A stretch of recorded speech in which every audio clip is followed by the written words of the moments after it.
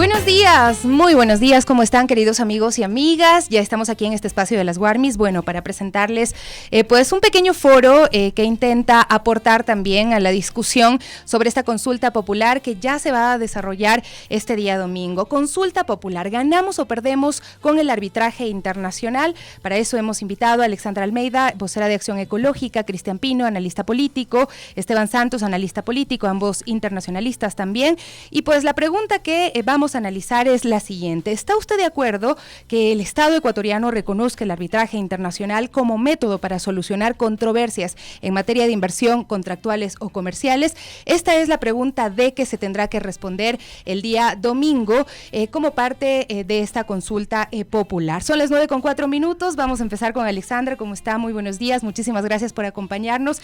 Y bueno, la primera pregunta que a mí se me viene a la cabeza es pensar si es que tal como está planteada esta inquietud, se entiende, los ciudadanos ecuatorianos realmente pueden discernir sobre lo que se está consultando en este apartado. Buenos días, un saludo a toda la audiencia de las Warmis. Efectivamente, esta pregunta no es clara.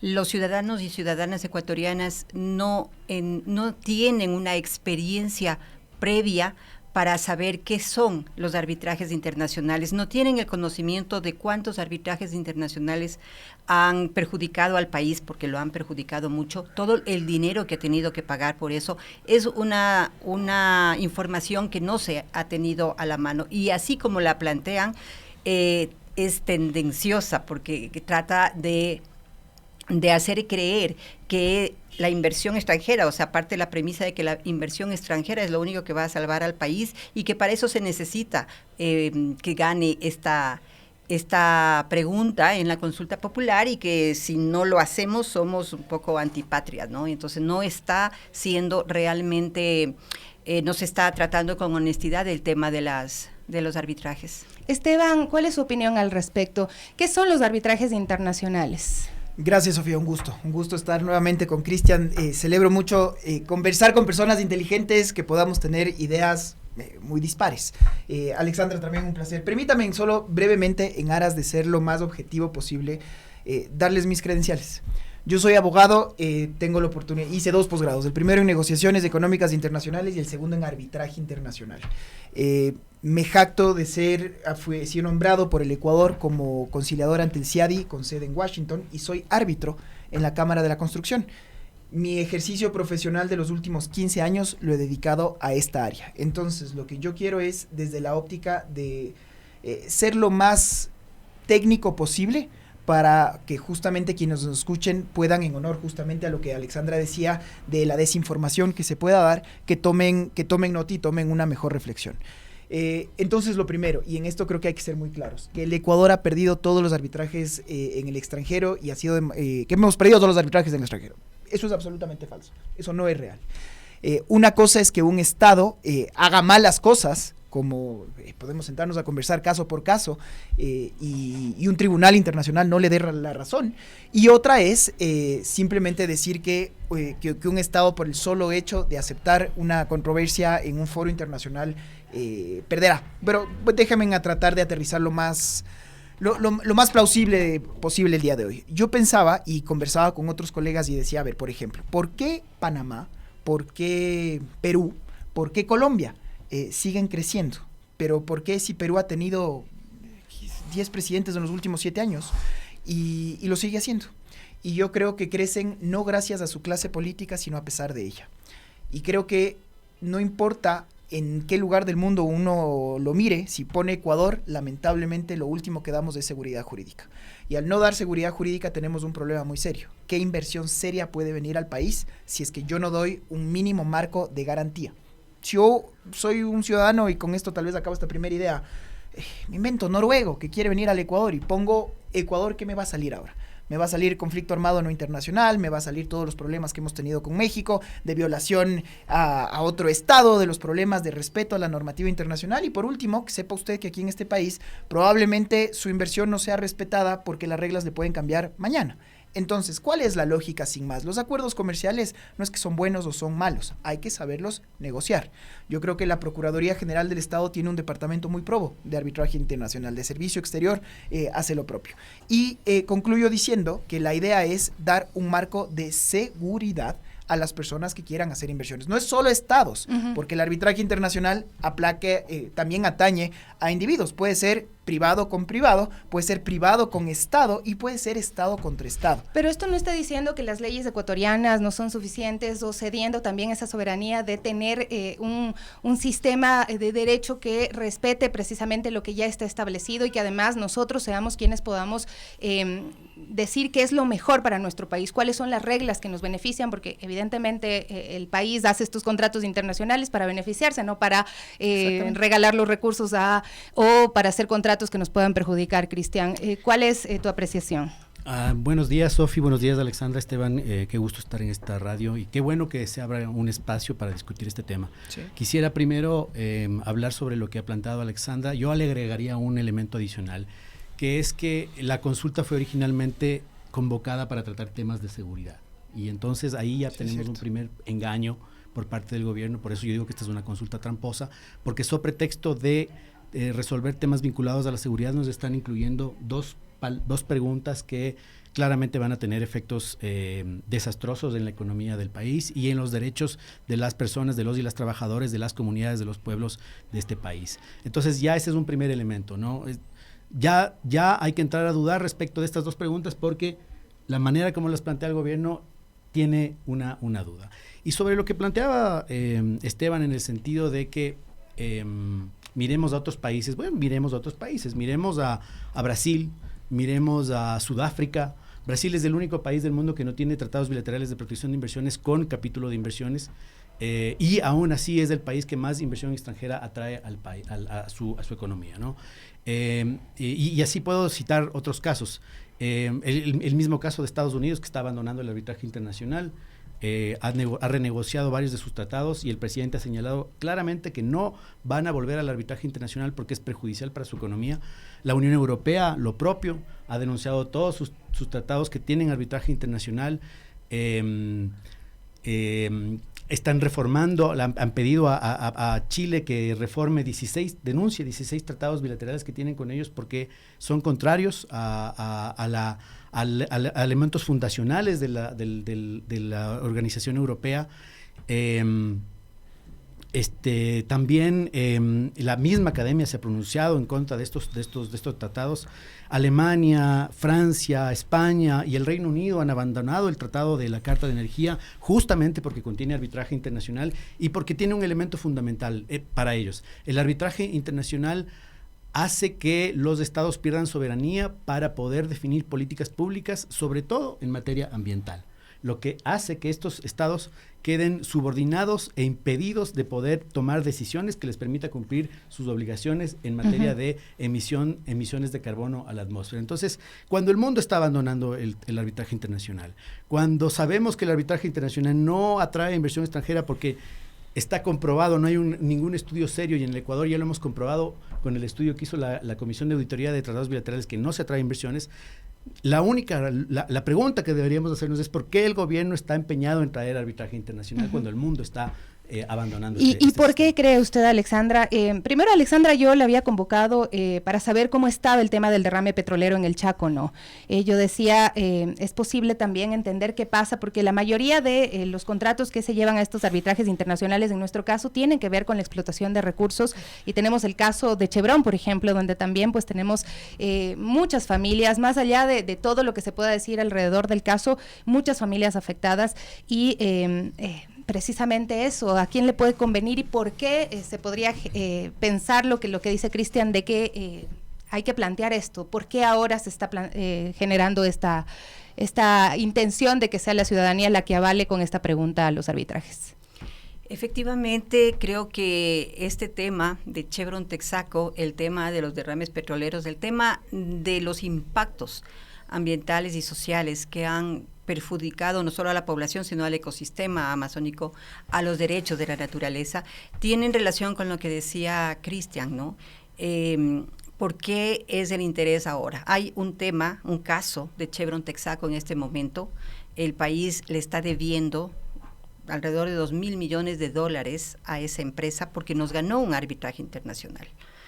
Y no se le ha pagado, digamos, a esta empresa porque el obstáculo ha sido el artículo 422 de la Constitución, ¿no? Que dice que no se debe ceder soberanía para estos arbitrajes.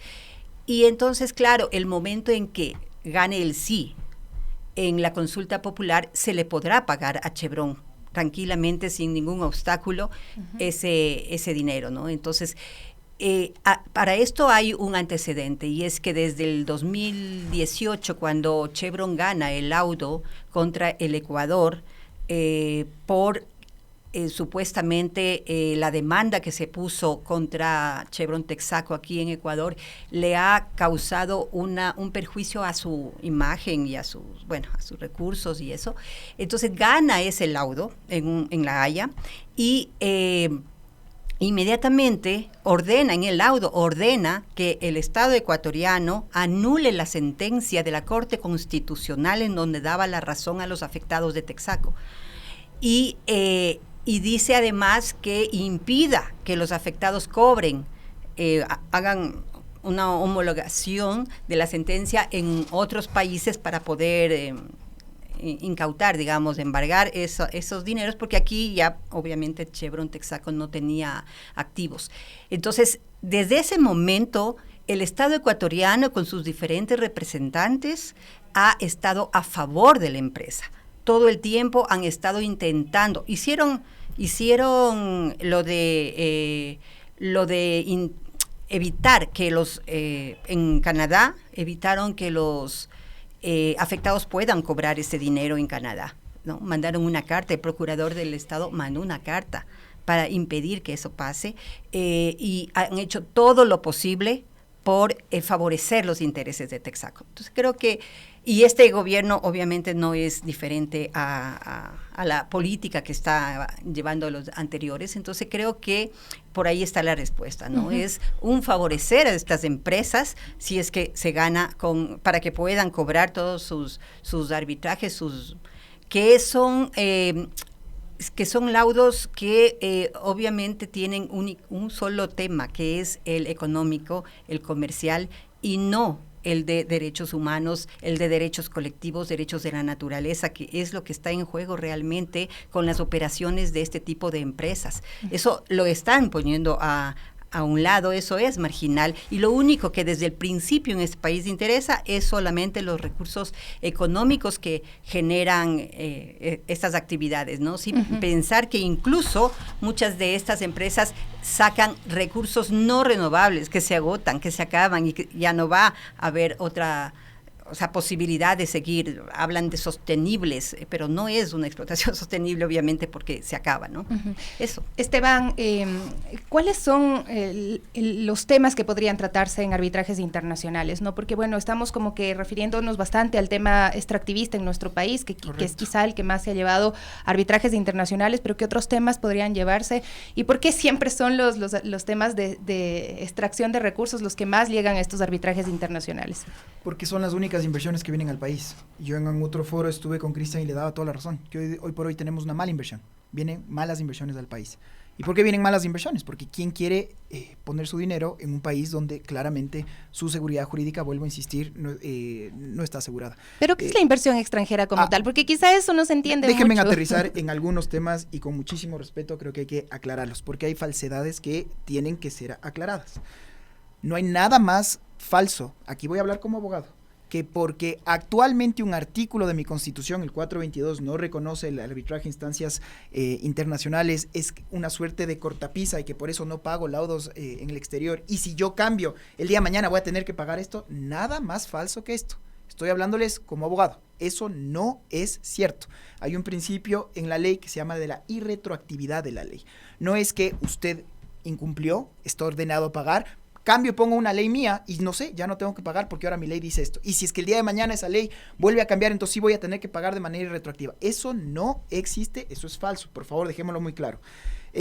no es que el Ecuador tuvo una sentencia de la Corte Constitucional, que tampoco es cierto en el caso Chevron Texaco, que hubo un daño medioambiental de inimaginables repercusiones, absolutamente de acuerdo.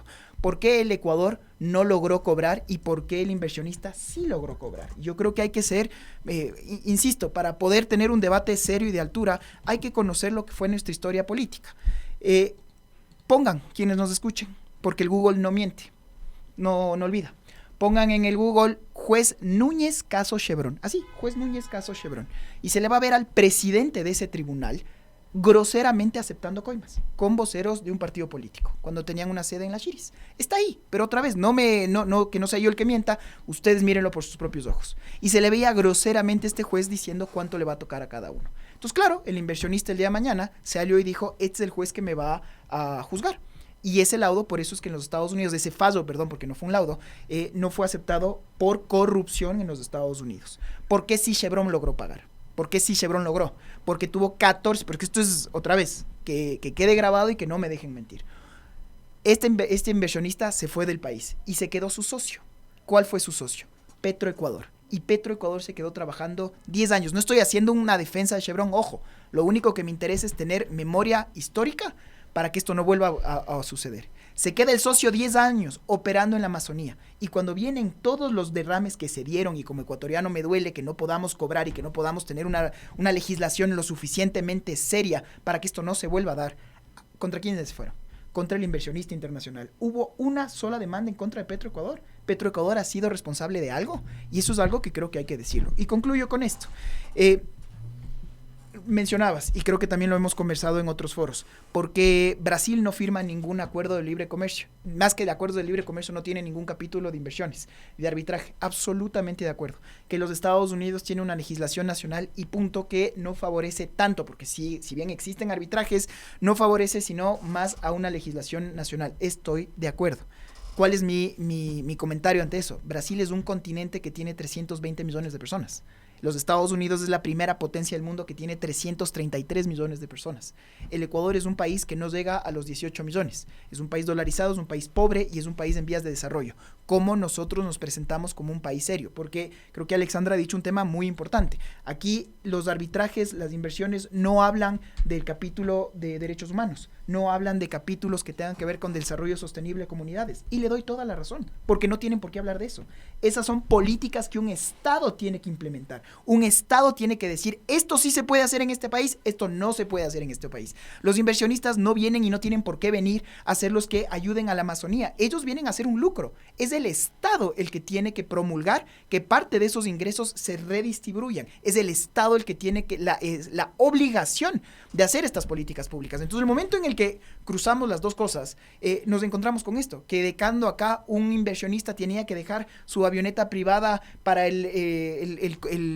fue el concejal, pues no es concejal, ya, me voy a acordar el cargo de la persona en Sucumbíos, de cómo se fue firmando con cada uno de los estamentos del Estado la autorización de que hicieron todo bien, y al final lo que hemos tenido. Y la última que no me quería dejar de olvidar, porque Cristian también lo habías mencionado y voy anotando, el tema de la Carta de Energía de los europeos, y ese también tiene una connotación política muy sensible, que es el tema Rusia, el gas y todos los problemas que estamos teniendo. De ahí que los europeos no resuelvan sus controversias en arbitraje, controversias privadas, porque tu pregunta, y finalmente eso era, Sofía, ¿qué tipo de casos pueden ser? Hay arbitraje en inversiones, hay arbitrajes comerciales. ¿Cuál es la única diferencia? Si es que yo veo, y no sé si en esto los tres podamos estar de acuerdo, con muchísima pena, que uno pone Justicia Ecuador y ¿qué le sale? Sale el caso Metástasis, el caso Purga. Noticia, vivimos una era muy lamentable. Ser abogado en este momento en el país es muy difícil. Pero el arbitraje tiene que ser voluntario, porque ahí se está imponiendo No. esto prácticamente. Dame en 30 segundos para dejarlo muy claro. Nadie te puede imponer un arbitraje. El primer principio es la autonomía de la voluntad de las partes, libre y voluntariamente. Usted puede pactar irse donde un juez, o usted puede pactar un tribunal arbitral. Cuando lo hace, el momento que usted firma un contrato. O si usted libre y voluntariamente suscribe un acuerdo de libre comercio con cualquier país y puede dejar claro cuáles son los mecanismos de solución de controversias. Pero ese punto, Sofía, es importantísimo, porque no es que te impusieron el que tengas que hacer esto. Tú negociaste, tú aceptaste y tú dices cuál es el alcance. Hay arbitrajes en derecho y hay arbitrajes en equidad, que es el leal saber de ese juzgador. Entonces, en resumen, es cómo hago yo para tener una seguridad de que esa inversión se va a respetar y que el día de mañana no me van a cambiar las reglas a mitad de camino. Bueno, Cristian, precisamente le traslado esta pregunta. ¿Acá se está de alguna forma imponiendo el arbitraje internacional? ¿Quién va a decidir qué se va a arbitraje internacional y qué no? Algunas cosas previas, querida Sofi. ¿Sabe usted a quién le interesa el arbitraje internacional? Le interesa a los abogados que lucran de este sistema y les interesa a la Corporación Bananera Noboa, porque la Corporación Bananera Noboa, según datos de la Superintendencia de Compañías, está registrada como inversión extranjera. Luego, cuando le queramos aplicar las sanciones que correspondan por el no pago de los 89 millones de dólares que ya ha sido resuelto en todas las instancias de este país, seguramente por aplicación de estas vías nos va a aplicar el arbitraje internacional. ¿Por qué los abogados lucran de esto? Porque cobran en función de las demandas que deciden aceptar jurisdicción, y además su remuneración se basa justamente en un porcentaje de lo que se paga por indemnizaciones. Entonces, claramente ahí hay un conflicto de interés. Segundo, en relación a la imposición del arbitraje, claramente en el arbitraje internacional, no en el arbitraje comercial ni en el arbitraje contractual, pero en el arbitraje internacional de inversiones sí estamos compelidos a ir a las cortes de arbitraje, porque además tienen un defecto fundamental estos tratados. Todos los tratados bilaterales de protección de inversiones tienen cláusula de arbitraje en la que solamente el inversionista privado puede llevar a los estados a las cortes internacionales. Es cosa de revisar los TBIs, Esteban. Todos los TBIs firmados por el Ecuador tienen esa cláusula en la que solamente el inversionista extranjero puede demandar al Estado y no el Estado a los inversionistas extranjeros. Ahí me pregunto yo entonces, usted, Esteban, como abogado, ¿le recomendaría a un cliente suyo que firme un contrato en el que solamente la contraparte le puede demandar? Yo creo que ese es un mal negocio para el país, es un mal negocio para el Ecuador. Y finalmente, efectivamente, con toda la honestidad intelectual, debo decir que estoy de acuerdo en lo que dice Esteban, en el sentido de que no es que porque se apruebe reformar el artículo 422 vamos a estar obligados a pagar a Chevron, pero sí se va a legitimar un pago que es éticamente inapropiado. Es éticamente inapropiado porque la compañía contaminó utilizando técnicas que no utilizaban en sus propios países, que no utilizaban en los lugares donde ellos tradicionalmente operan, y dejó una estela de contaminación de nuestros ríos, nuestro campo, afectando la vida tradicional de nuestras comunidades, y las cuales además están padeciendo hoy todavía los efectos con enfermedades, con cánceres en esa región. De manera que legitimar cualquier pago para Chevron a través de esta vía me parece que es realmente denostable, ¿no? Bueno, el tiempo se nos va terminando, es tan corto en radio, pero quisiera que me dejen sus conclusiones. Por favor, Alexandra, ¿qué le diría usted ahora mismo a las personas que nos están escuchando y que están decidiendo su voto, que están tratando de informarse para decidir su voto para este domingo? Sí, yo quiero recalcar que la experiencia que ha tenido Ecuador con la explotación petrolera, yo trabajo en este tema y por eso además soy afectada, he vivido en la Amazonía todo en campos petroleros, soy afectada de Texaco, incluso viví en el campo Tacapi cuando estaba Texaco todavía, entonces conozco perfectamente cómo son las operaciones que se hacen en este país y que todas son contaminantes. Es más, en ninguna parte del mundo se puede sacar petróleo sin causar daños, ¿no? Porque los daños no son solo locales, sino también globales, lo estamos viendo con el calentamiento global. Entonces, con toda esta experiencia, lo que yo creo que es importante tener en cuenta es que es irrefutable de que la explotación de recursos naturales y más no renovables causan un gran daño y que no podemos ponerlo en una balanza los derechos que vulnera estas actividades con derechos comerciales, con derechos de inversiones, con derechos de empresas, por más extranjeras que sean. O sea, si esas empresas vienen a invertir en el país y eso causa daños, causa vulneración de derechos, causa destrucción y muerte, entonces tenemos que pensarlo en otra forma, ¿no? Y no decir, sí, pero un tratado de estos no tiene por qué contemplar derechos humanos, o sea, porque está todo, ¿dónde lo están haciendo? Lo están haciendo en un país incluso que tiene la naturaleza de derechos, entonces tiene que tomar en cuenta todas esas cosas. Esteban, por favor, su conclusión breve. Muy breve, que es el Estado el que tiene que implementar estas políticas medioambientales, no los inversionistas, que es el Estado el que tiene que velar porque no se den esta contaminación, no los inversionistas, es el Estado el que tiene que estar fuerte en eso. Creo que hay que, otra vez, muy brevemente, que pueden haber abogados que lucramos de eso, como que si eso fuera malo. Yo vivo de mi ejercicio profesional y cobro una cuantía no solo por un arbitraje, sino por cualquier tema que sea de mi índole profesional.